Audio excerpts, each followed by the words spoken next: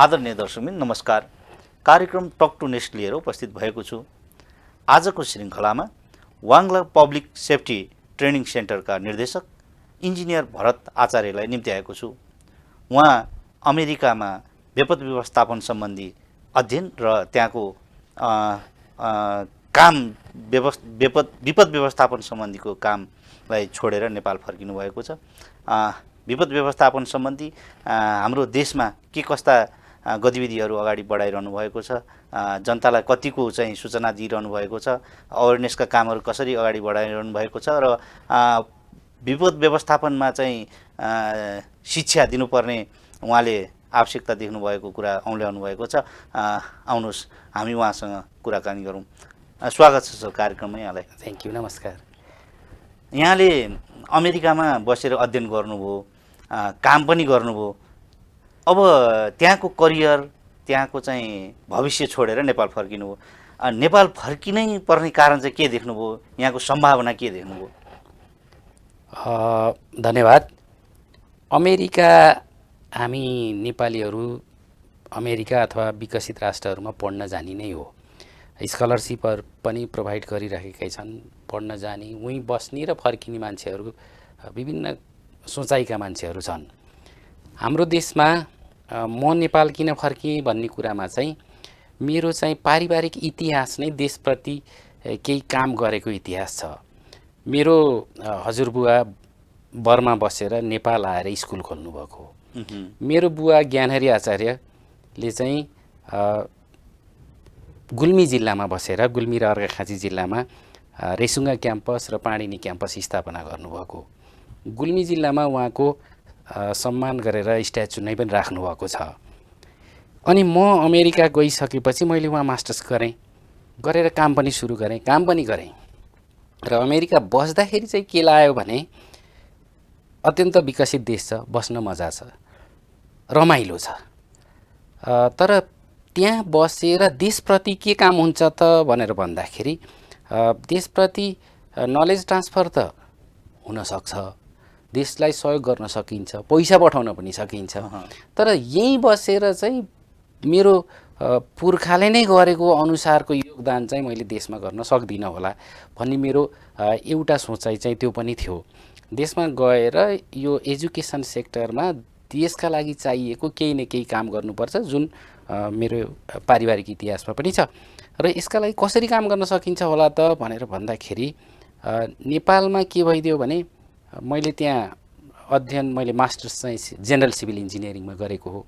General civil इन्जिनियरिङमा masters गरिसकेपछि यो disaster म्यानेजमेन्टको पार्टहरू हेर्दाखेरि हाम्रो देशमा त कस्तो अवस्था छ भन्नुहुन्छ भने आजको दिनमा देशमा चाहिँ भवनहरू बनाउने भनेर बजेट विनियोजन गर्ने, भवन पनि बनाउने, तर इन्जिनियरिङ पढाउने संस्था नै नराख्ने। यो इक्जाम्पलको लागि भनेको, इन्जिनियरिङ पढाउने संस्थाहरू त धेरै छन्।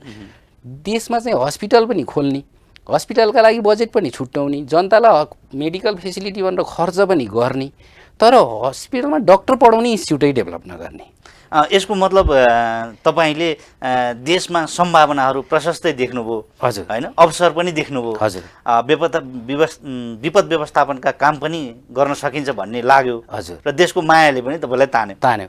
अब यसमा भनिरहँदाखेरि अझै फेरि पुरानो इतिहासको कुरा गर्दाखेरि मेरो बुवाले चाहिँ नेपालमा प्राइभेट युनिभर्सिटी दिन नपाउँदै 2028 सालमा प्राइभेट क्याम्पस खोल्नुपर्छ भनेर गुल्मी पब्लिक क्याम्पस खोल्नुभएको थियो अरे।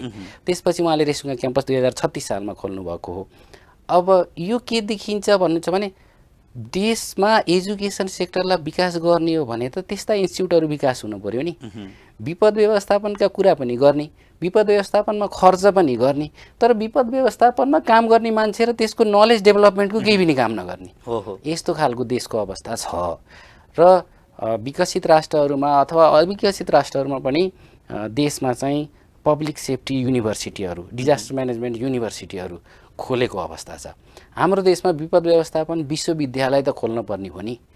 अब विपद व्यवस्थापन, डिजास्टर म्यानेजमेन्ट होइन, यहाँ त यस्तो छ नि अवस्था, तपाईँको राम्रोसँग यो जनचेतनाका कार्यक्रमहरू नै लान सकिएको छैन। युनिभर्सिटी त अलिक परेकै कुरा होला नि। यस्तो छ, यो ठ्याक्क रिभर्स कुरा भयो। जनचेतनाको कार्यक्रम त एजुकेटेड मेन पावर डेभलप गर्यो भने पो तिनीहरूले लिएर जाने हो त। हामीले के खोजिरहेछौँ भने जनचेतना होस्, हामीले चाहिँ विपद व्यवस्थापनका सबै कुराहरू जानौँ, हामीलाई चाहिँ त्यो कुरा सबै थाहा होस् भनेर हामीले चाहिँ सोच्ने। तर विपद व्यवस्थापनको एबिसिडी पढाउने ठाउँ पनि नखोल्ने, नबनाउने। यो विपद व्यवस्थापन त एजिफ नेपालमा कस्तो भयो भने नेपाल पुलिस, नेपाल आर्मी, सशस्त्र यिनीहरूको चाहिँ एभ्रिडे रुटिनको काम हो भनेर चाहिँ देशले बुझ्दिन भएन नि त हैन। विपद व्यवस्थापन भनेको त अवेरनेसको एजुकेसन सेक्टरबाट डेभलप गर्नुपर्ने चिज हो। थोरै लगानीमा ठुलो विपदबाट चाहिँ बच्नलाई एजुकेसन नभइकन त कसरी गराउने, मान्छेलाई अवेर गराउने भनेर अहिले कस्तो देखिन्छ भन्नुहुन्छ भने हरेक सेक्टरमा सरकारले पनि निर्दिष्ट गरेको छ कि विपद व्यवस्थापनको लागि बजेट छुट्याउनुहोस्, पूर्व कार्यक्रमहरू गर्नुहोस्, विपदको पूर्व तयारी गर्नुहोस्, पूर्व तयारीका लागि बजेट राख्नुहोस्, विपद व्यवस्थापनमा 5% बजेट खर्च गर्नुहोस्, सब ठिक छ। तर 5% बजेट पनि छुट्याउनु भयो। त्यो बजेट खर्च गर्ने भनेको वर्कसप गर्ने मात्रै त होइन नि त, अवेरनेस गर्ने भन्ने अनि 2-4वटा ब्यानर टाङ्ने, गएर चाहिँ कसैलाई एक्सपर्ट मानेर हुनुहुन्छ, उहाँहरू विज्ञ नै हो, उहाँहरूले पढेर आउनुभएको छ, हामी जस्तै मान्छेले नै गर्ने हो। तर चौपारीमा बसेर चाहिँ अवेरनेसको प्रोग्राम गर्ने कि कक्षाको कोठाबाट एकाडेमिक डकुमेन्ट डेभलप गरेर पढाएर एजुकेसन अवेरनेस डेभलप गर्ने। यसको मतलब सेमिनारहरू अथवा गोष्ठीहरूमा मात्रै खर्च भइरहेछ भन्ने तपाईँको बुझाइ? अझै बुझाइ होइन कि यथार्थ यही हो। अहिले नेपालमा विपद व्यवस्थापनको एजुकेसन अथवा अवेरनेसको केही गर्ने हो भने के गर्ने हो त? ल भन्नुहोस्, के गर्ने नै केही छैन। होइन, यहाँ एउटा कुरा यस्तो पनि आयो, अहिलेसम्म के देखिन्छ भन्नुहुन्छ भने एउटा साबुन पानीले हात कसरी धुनुपर्छ भनेर कोरोना लागेको पछि मात्रै मान्छेहरूमा चेतना फैलियो।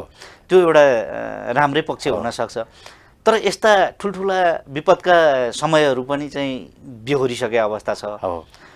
यस्तो घटनाक्रमहरूले त हामीलाई त पटक पटक पाठ त सिकाइसकेको छ नि। हजुर, पूर्व तयारी गर्ने सवालमा अझै पनि पुगेका छैनन्। जस्तो तपाईँहरू जुन ढङ्गले लागिरहनु भएको छ नि, यो तपाईँहरूलाई एउटा स्टेक होल्डरको रूपमा पनि त राखेर काम गर्न सकिन्थ्यो नि। अब यो नेपाल सरकारको यो के भने विपद व्यवस्थापनलाई कार्यान्वयन गर्ने भन्ने सोचाइ चाहिँ फेसन जस्तो भयो। घाम राम्ररी ठुलो घाम लायो, चर्केर घाम लायो भने गगल्स लगाउने, कालो हुन्छ। आज जस्तै एकदम प्रदूषण भयो भने मास्क लगाएर हिँड्ने हैन। यो पनि त एक किसिमको यसलाई फेसनको यो हुनलाइले स्वास्थ्यलाई राम्रो पनि गर्छ, तर बुझ्नेले यसलाई फेसन बुझ्दियो भने त्यो फेसन भयो। र विपद व्यवस्थापनको पूर्व तयारीका लागि गर्ने मान्छेहरूले यसलाई फेसनको रूपमा लिए। यसलाई शिक्षा, मान्छेको अवेरनेस। एकजना मान्छे मर्दाखेरि राज्यलाई घाटा लाग्छ, मान्छे अस्वस्थ हुँदाखेरि राज्यलाई घाटा लाग्छ। विपद व्यवस्थापनको पूर्व तयारी गरेन भनेदेखि र आफ्ना नागरिकलाई जागरुक बनाएन, यिनीहरूलाई सिकाएन भनेदेखि भोलि ठुलो दुर्घटना हुन्छ। त्यो दुर्घटनाका लागि राज्यले सोचे भन्दा कयौँ गुणा बढी पैसा खर्च गर्न पर्छ र चाहिँ केही नागरिकहरू गुमाए पनि धेरैलाई बचाउन सकिन्छ भन्ने खालको सोचाइ आउनु पर्ने हो। तर यो के भइदियो भने विपद भन्नुहोस् न, आगलागी हुँदाखेरि घरमा आगलागी हुनसक्छ। त्यस हुनाले आगलागीको लागि चाहिँ फायर एक्सटिङ्ग्विसर अथवा नगरपालिकाका फायर फाइटिङ टिमहरू चाहिँ चुस्त दुरुस्त राख्न पर्छ, सबैले बुझेको चिज हो।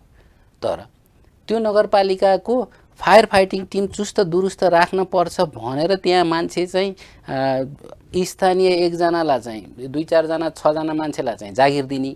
जागिर दिइसकेपछि उसलाई चाहिँ सशस्त्र प्रहरीले उसकोमा लगेर 1-2 दिन पानी हान्न पनि सिकाउने।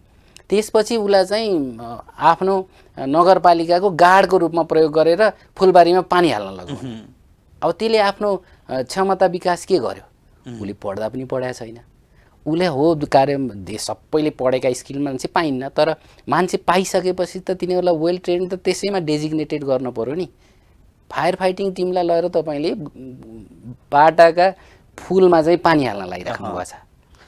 यसले काम गरेको हो कि जस्तो पब्लिक सेफ्टीका विषयमा चाहिँ जति कुराकानी हुन्छन्, कुराकानी त भइ नै राखेका छन्। अघि तपाईँले भने जस्तो सेमिनार हुन्छ, कतिपय फिल्डमा पनि गएका होलान्, गोष्ठी चलेको छ, अन्तर्राष्ट्रिय दात्री निकायहरूसँग पनि चाहिँ सरकारले समन्वय गर्छ, बजेट पनि छुट्याएको छ। अझै पनि मासमा चाहिँ यो बुझ्न सकिएको छैन अथवा बुझाउन सकिएको छैन। जस्ताको तस्तै जस्तो देखिन्छ क्या। केही घटना घट्यो कि फेरि नयाँ चाहिँ रणनीति अपनाइहाल्नुपर्ने अवस्था भइहाल्छ। यसमा केले काम गरेर देख्नुहुन्छ तपाईँ? पूर्व तयारीलाई चाहिँ के को रूपमा लिइएन भने पूर्व तयारी विपद व्यवस्थापनको पूर्व तयारी भनेको कम खर्चले ठुलो चाहिँ विपदलाई चाहिँ रोक्ने चिज हो। हामीले खोलामा चाहिँ इरिगेसनले बाँध बाँधेपछि पहिला बाँध बाँधिसकेपछि खेतहरू बच्छन्, खेत बचेपछि धान उमार्न पाइन्छ, मान्छेहरू त्यहाँ बस्न सक्छन्, कृषकहरूको आम्दानी बढ्न सक्छ भन्ने कुरा त बुझ्यौँ। त्यस हुनाले हामीले खोलाहरूमा बाँध चाहिँ बाँध्यौँ। तर विपद व्यवस्थापनको पूर्व तयारीका लागि इक्जाम्पलको लागि 1000 रुपियाँको फायर एक्सटिङ्ग्विसर राइट टाइममा राइट प्लेसमा भयो भने त्यसले करोडौँ रुपियाँको क्षतिलाई चाहिँ रोक्न सक्छ भन्ने कुरा यो प्लानिङ लेभलका मान्छेलाई रियलाइज हुन पर्यो हैन। यो रियलाइज हुँदाखेरि अहिलेको फेरि अब मैले फायर एक्सटिङ्ग्विसरको कुरा निकालेँ। फायर एक्सटिङ्ग्विसरको कुरा निकाल्दाखेरि के भयो भने एकदम डिसिजन गर्ने मान्छेहरूले पनि हुरुर चाहिँ जे कुराहरूबाट आएको छ त्यसलाई चाहिँ कपी गरिहाल्ने, त्यसको चाहिँ रिजल्ट के हो भनेर ख्याल नगर्ने। जस्तो दमकलको कुरा आयो, नेपालमा सबै गाउँपालिका नगरपालिकामा दमकल हुनपर्छ, सरकारले निर्देशन गरेको चिज हो, हुनपर्छ, एकदम राम्रो कुरा हो। तर बाटै नभएका ठाउँमा दमकल हुनपर्छ कि पर्दैन, यो त देशले बुझ्न पर्यो। खर्च गर्दाखेरिको वाइजनेसको कुरा गरेको मैले। दमकल हुन पर्यो, फायर एक्सटिङ्ग्विसर हुन पर्यो, ब्ल्याङ्केटहरू हुन पर्यो, ट्युबहरू हुनु पर्यो, रेस्क्यु रोपहरू हुन पर्यो, स्ट्रेचरहरू हुनु पर्यो, एम्बुलेन्सहरू हुन पर्यो, सबै चिज हुन पर्यो। तर हाम्रो एफोर्ट हामीले चाहिँ खर्च गर्न सक्ने हाम्रो सामर्थ्यता अनुसार उचित खर्च गर्नलाई त हामीसित एजुकेसन हुन पर्यो नि हैन। दमकलले गर्ने काम 1.5 लाखको 2 लाखको पम्पले पनि गर्छ हैन। तर त्यो के भन्नु भने दमकल हटाएर पम्प राख्न पर्छ भने हैन। हामी यदि एफोर्ड गर्न सक्दैनौँ, दमकलै राख्न सक्दैनौँ भने हामी साना साना फायर पम्पहरू किनौँ न, अवस्थालाई हेरेर, अवस्थालाई हेरेर हामीले खर्च गरौँ न। भौगोलिक हिसाबले पनि त्यसको व्यवस्थापन आजैको दिनमा पनि मैले तपाईँलाई भन्दाखेरि अर्घाखाँचीको अडगुरीमा आगो लागेछ हैन। देशभरि आगो लाएर तुवालो लाएर देश चाहिँ अहिले सरकारले 4 दिनसम्म शैक्षिक संस्थादेखि सबै कुरा बन्द गरेको छ। 4 दिनसम्म सरकारले शैक्षिक संस्थाहरूदेखि सबैलाई बन्द गर्दाखेरि अथवा बिदा दिँदाखेरिको अवस्थामा राज्यले गुमाउनु पर्ने चिज कति हो भन्ने कुराको इभ्यालुएसन नै नगरिकन बिदा गरिदियो, भयो, सिद्धियो हैन। तर यो के कारणले भएको त भन्दा आगलागी भएर, डढेलो भएर, तुवालो निस्किएर, इन्भाइरोमेन्टमा असर गरेर, यहाँ भएको चाहिँ रेस्पिरेटरी यो एयर क्वालिटीमा चाहिँ विनाश भएर भएको हो नि हो। त्यो डढेलो लाग्नलाई रोक्नलाई हामीले खर्च गरेको भए यो 4 दिनको मैले चाहिँ यो लकडाउनको बेलामा प्रतिदिन हाम्रो देशको राज्यको आर्थिक घाटा 1 अरब छ भनेर चाहिँ सुनेको थिएँ हो। हामीले कति अरबौँ अरब त घाटा खायौँ, यो त अन्तर्राष्ट्रिय विपदको कुरा भयो कोरोनाको। तर हामीले गर्न सक्ने हाम्रो जस्तो चाहिँ कार्बन जेनेरेसनबाट चाहिँ युएनबाट पैसा लिने देशले डढेलो रोक्नलाई चाहिँ हामीले 1 रुपियाँ पनि खर्च नगर्ने, खर्च गर्ने तर फेसनमा खर्च गर्ने भयो कि डढेलोलाई रोक्नलाई चाहिँ स्थानीयहरूलाई अवेर गराउनलाई शिक्षा दिन पर्यो, तिनीहरूका लागि साना इक्विपमेन्ट टुल्सहरू दिन पर्यो, आगो लागि हुन भएन भन्न पर्यो। आज आग लागि भएर ठुलो विपद आएपछि भोलिबाट बल्ल एनटिभीमा चाहिँ आगो निभाउन जाने विज्ञापन प्रसारण गर्ने, यो त सल्युसन होइन नि। यस्तो के देख्नुहुन्छ तपाईँ? अहिले त यो डढेलो लाग्यो, अहिले चाहिँ अब प्रदूषण यत्तिकै फैलेको छ, विद्यालयहरूलाई बन्द गरिएको छ। अब विद्यालय बन्द गर्नु मात्रै पनि त विद्यालयमा चाहिँ जाँदा सास फेर्न मिल्ने अथवा यता चाहिँ नपर्ने जस्तो पनि होइन होला हैन। तपाईँहरूसँग कुराकानी चाहिँ केही भएको छैन? तपाईँ त राज्यको चाहिँ सम्बन्धित निकायसँग पनि त कुराकानी हुन्छ नि, तपाईँहरूसँग चाहिँ समन्वय गर्ने कुराकानी केही हुँदैन? यो के भयो भन्नुहुन्छ भने हुन त सबै राज्य तहहरू संसारभरिका राज्यहरू यसरी नै चलेका होलान्।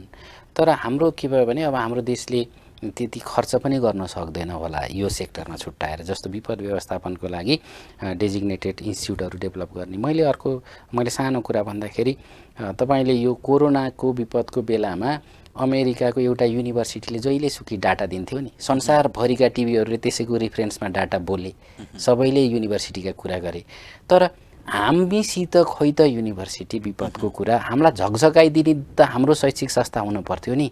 आजका नेपालभरि बन्द हुँदाखेरि देशमा कति घाटा लाग्यो, कति मान्छेहरूको आँखा बिग्रे, कतिजना हस्पिटलमा गइराखेका छन्, कति केटाकेटीहरू पर डे इन्फेक्टेड भइरहेछन्, त्यस हुनाले स्कुल बन्द गर्न परेको भन्ने ल आजको देशमा आजको कन्टेक्स्टमा राज्यलाई कसैले क्वेसन गर्यो, नागरिकले हाम्रो आवाज सुनिन्न, तर सुनिने गरी क्वेसन गर्यो तपाईँले बन्द त गर्नुभयो, एयर क्वालिटीको प्यारामिटर पनि देखाएर चाहिँ राज्य बन्द गर्नुभयो, तर यो नआओस् भनेर तपाईँले के गर्नुभएको थियो भनेर तपाईँले देशको हरेक निकायमा रहेर यसप्रति जवाफदेही हुने मान्छेलाई सोध्नुभयो भने एउटा पनि एन्सर छैन।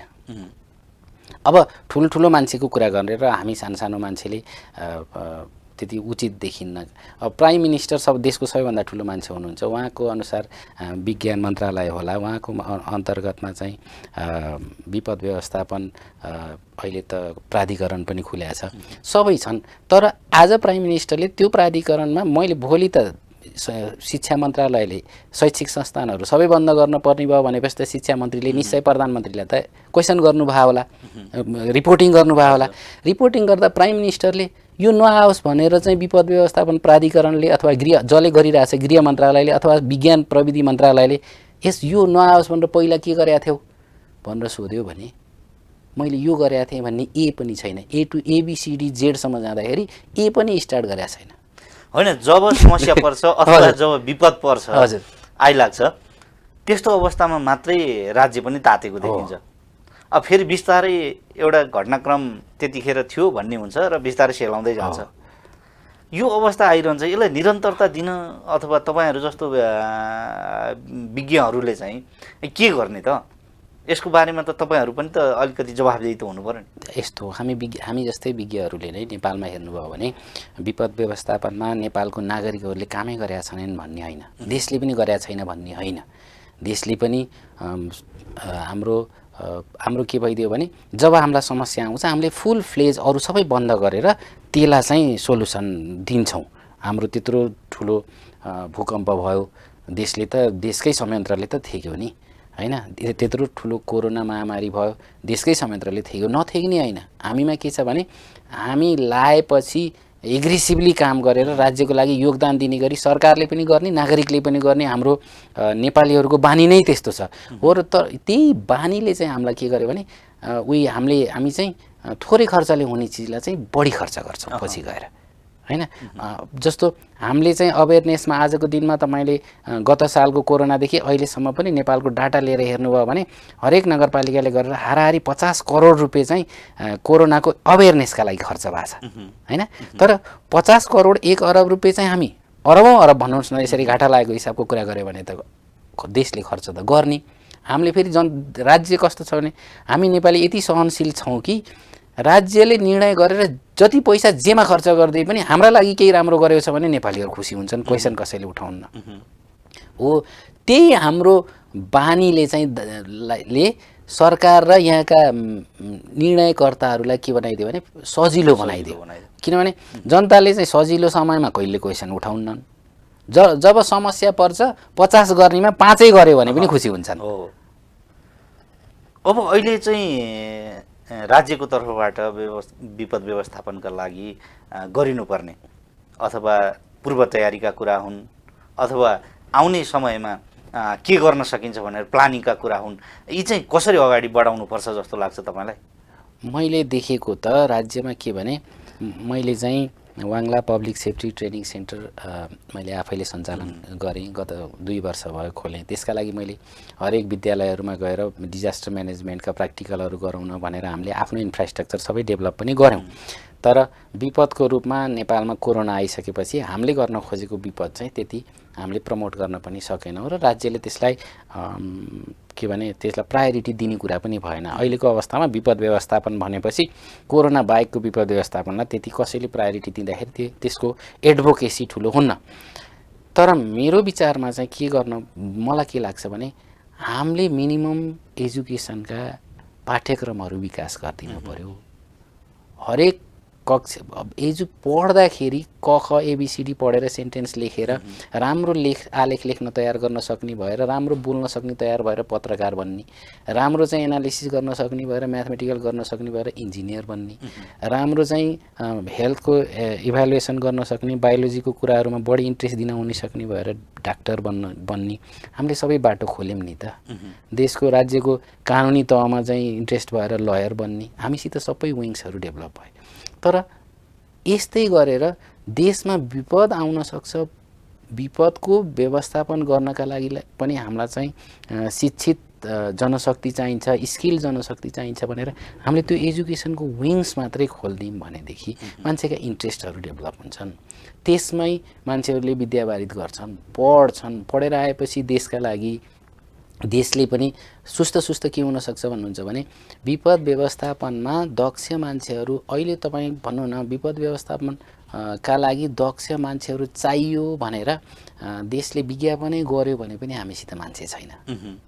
मैले 2 वर्षसम्म नेपालमा फायर इन्जिनियरिङमा मास्टर्स गरेको मान्छे चाहियो भनेर मैले प्राइभेट सेक्टरबाट गाडी घोडा हिँडालेर खोज्दाखेरि पनि मैले 1-2 जना मात्रै मान्छे भेटाएको छु। भने हामीले त्यो वर्कफोर्स डेभलप गर्नलाई त एजुकेसन सिस्टमै डेभलप गर्नु पऱ्यो नि। स्कलरसिप हामीले मेडिसिनमा र एमबिबिएसमा मात्रै स्कलरसिप खोज्दाखेरि हामीले डिजास्टर म्यानेजमेन्टका स्कलरसिप पनि इन्टरनेसनल युनिभर्सिटीहरूमा खोज्न पऱ्यो हैन।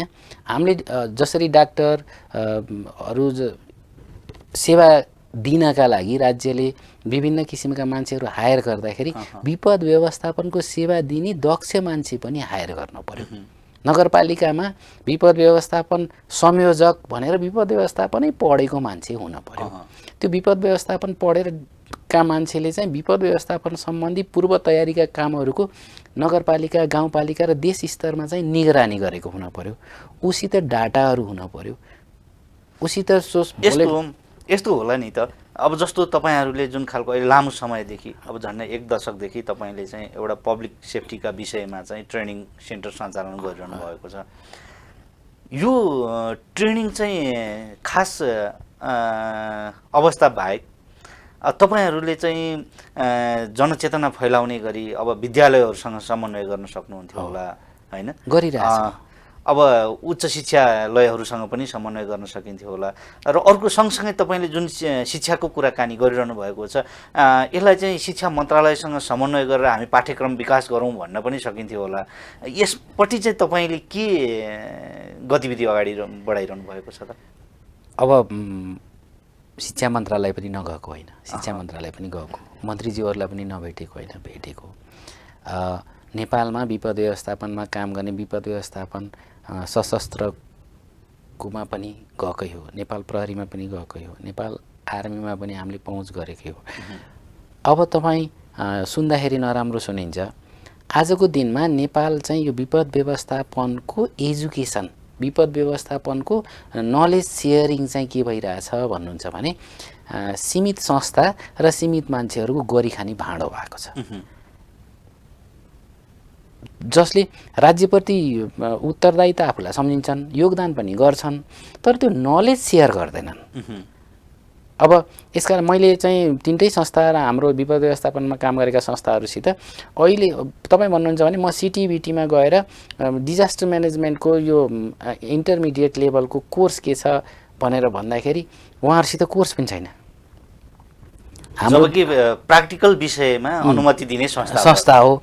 अनि उहाँहरूलाई गएर मैले कुरा गरिसकेपछि ल तपाईँले पर्टिकुलरली केमा चाहिँ कोर्स बनाउने हो तपाईँले भन्नुपर्छ भनेर भन्नुभयो। ल मैले भने फायर फाइटिङ, अर्थक्वेक, यो फ्लडको कुरा, चट्याङको कुरा, यिनीहरूको त निश्चित आवर्सको संसारभरि के प्र्याक्टिस छ भने 200 आवर्स, 240 आवर्स, 300 आवर्सका एक्रेडिटेड कोर्सहरू, तर फर्मल एजुकेसनमा नभएर पनि त्यस्ता कोर्सहरू छन् हाम्रो जस्तो सिटिबिटीले चलाउने जस्ता।